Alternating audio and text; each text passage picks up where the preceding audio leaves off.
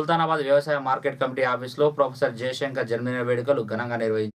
జయశంకర్ చిత్రపటానికి పూలమాలలు వేసి నివాళులర్పించారు చైర్మన్ తిప్పారపు కమల దయాకర్. ఈ కార్యక్రమంలో single window chairman సిగిరి Srinivas, MPTC పల్ల సురేష్, సిబ్బంది, ఏఎంసీ డైరెక్టర్లు తదితరులు ఉన్నారు.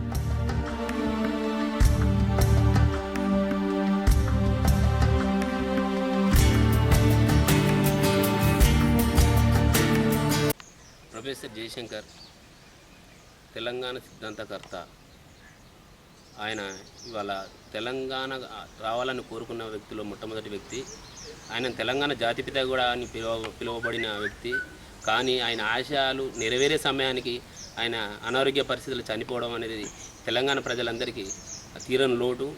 ఆయన ఎప్పుడు కానీ ఎక్కడ కానీ ఆయన సంతోషంగా ఆయన ఆత్మ శాంతించాలని కోరుకుంటూ ఆయన చేసిన సేవలు ఇవాళ ప్రజల్లో కానీ తెలంగాణ రాష్ట్రంలో ప్రతి పనిలో మనకు తప్పనిసరిగా గుర్తింపబడుతున్నాడు, కనిపించబడతా ఉన్నాడు. ఆయన ఎప్పటికీ ప్రజల మనసులో చిరస్థాయిగా ఉండాలని కోరుకుంటున్నాడు.